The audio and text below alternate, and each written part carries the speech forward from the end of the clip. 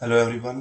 तो जैसा कि मैंने पिछली वीडियो में आप लोगों के साथ डिस्कस करा था about atomic mass, molecular mass, molar mass, moles, number of particles, volumes of gas, तो ये सब बातों के बाद आज हम डिस्कस करने जा रहे हैं इक्विवेलेंट मास। तो क्या होता है equivalent mass?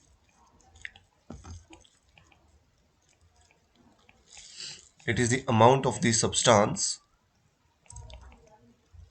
It is the amount of substance in grams. तो ग्राम्स में ही ये अमाउंट लेना है, जो क्या करेगा, which can displace या रिएक्ट कर जाए डायरेक्टली और इनडायरेक्टली। पर किससे? With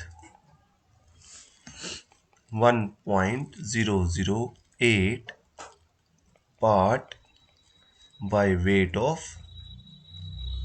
hydrogen. तो आप इसको सिंप्लिसिटी के लिए 1 ग्राम ऑफ हाइड्रोजन के साथ भी कह सकते हो, या जैसे मैं अभी लिखने जा रहा हूं, और विच कैन react with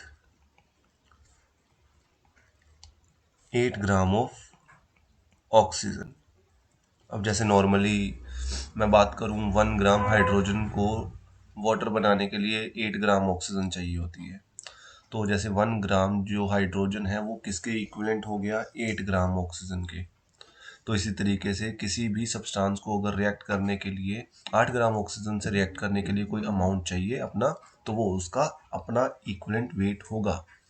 ऐसे ही 1 ग्राम हाइड्रोजन को रिएक्ट करने के लिए 35.5 ग्राम क्लोरीन चाहिए।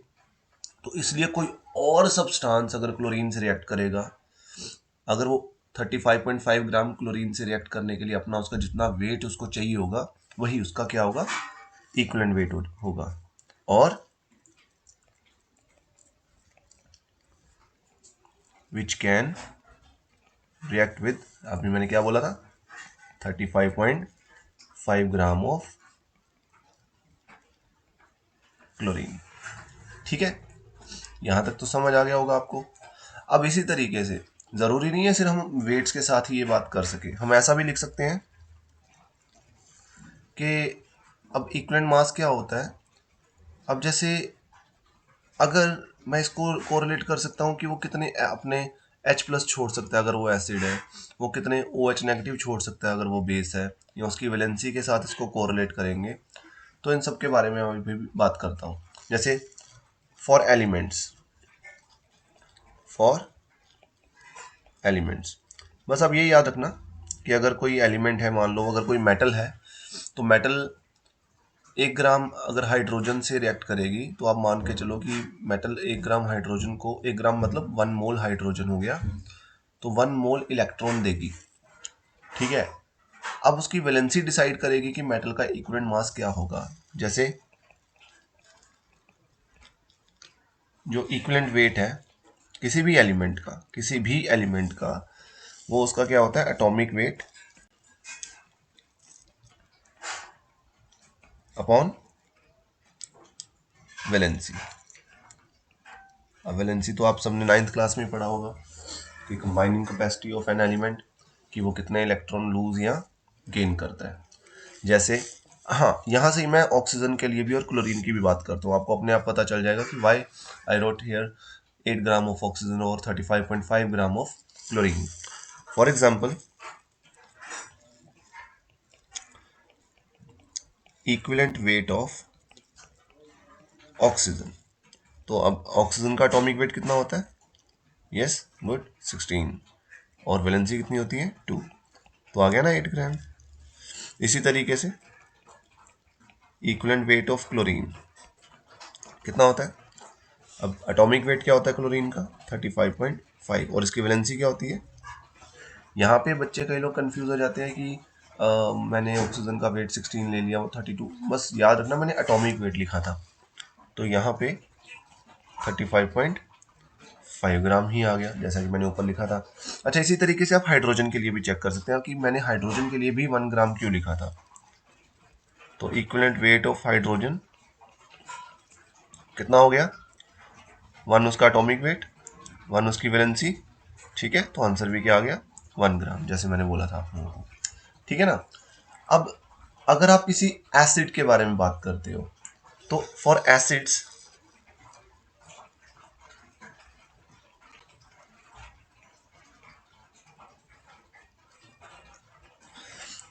इक्विवेलेंट वेट क्या हो जाता है, मोलिकुलर वेट ऑफ एसिड या molar weight of acid upon, अब यहां पे आपने लिखना है बेसिसिटी ऑफ एसिड। बच्चे, बेसिसिटी ऑफ एसिड का मतलब क्या होता है, मीन्स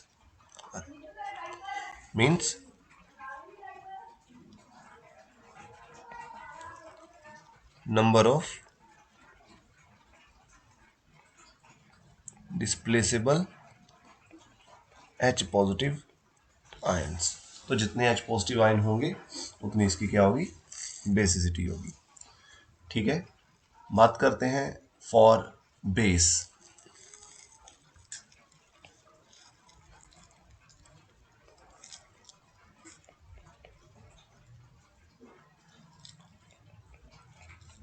तो इक्विवेलेंट वेट क्या हो जाता है बेस का,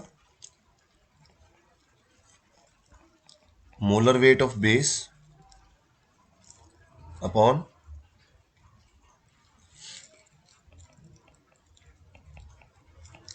एसिडिटी ऑफ बेस। अब जिस तरीके से number of displaceable H positive ion basicity होती है एसिड की, तो इसी तरीके से acidity of base means number of replaceable या डिस्प्लेसेबल OH नेगेटिव आयंस। तो ये भी हो गया ठीक है। और इसी तरीके से फॉर सॉल्ट्स,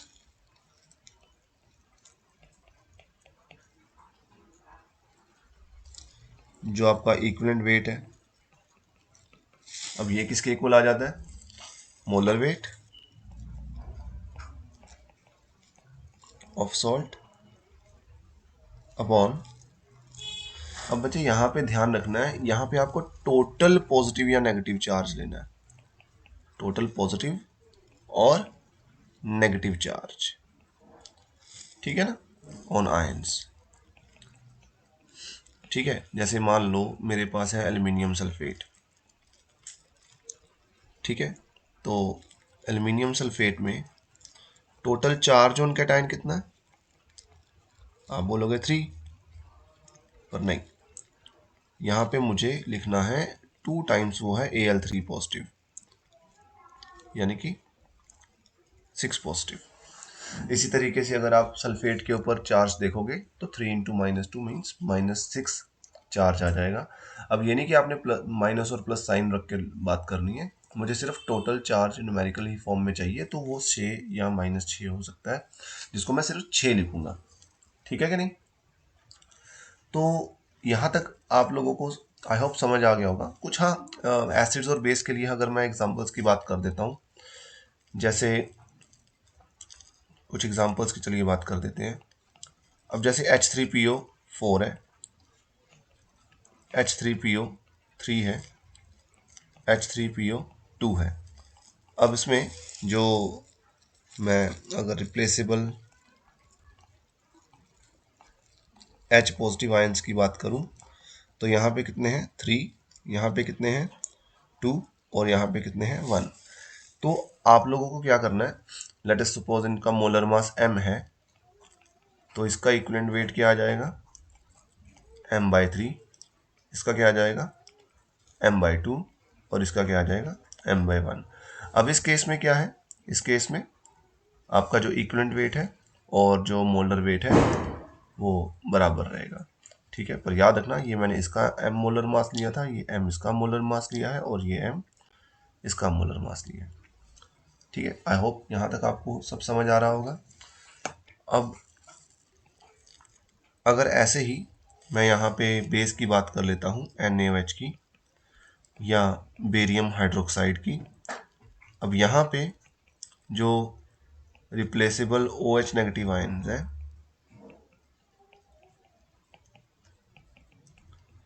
यहाँ पे कितने हैं 1 और यहाँ पे कितने हैं 2। तो यहाँ पे जो इक्विवेलेंट वेट होगा वो क्या आ जाएगा, अगर मैं फिर से इसका मोलर मास m मान लूँ तो m/1, और इस पे यहाँ पे क्या आ जाएगा m/2। अगेन m यहाँ पे NaOH का मोलर मास माना है मैंने, और ये वाला m मैंने बेरियम हाइड्रोक्साइड का मोलर मास माना है। ठीक है, तो अगली वीडियो में मैं आप लोगों को इक्विवेलेंट वेट के फायदे बताऊंगा। अब इस चीज़ का ध्यान रखना कि ये बहुत ही काम आने वाला आपको। हमें पता है कि NCERT नीट पेपर्स में इक्विवेलेंट मास और बाकी इसके साथ रिलेटेड चीज़ों को, जैसे नॉर्मेलिटी हो गया, इंक्लूड नहीं करती। ना भी करे, पर फिर भी अगर मैं इसको यूज़ करते हुए काम करूँगा, चाहे सामने डायरेक्टली नहीं इनडायरेक्टली, तो इस मेथड से बहुत ही ज़्यादा हेल्प होगी।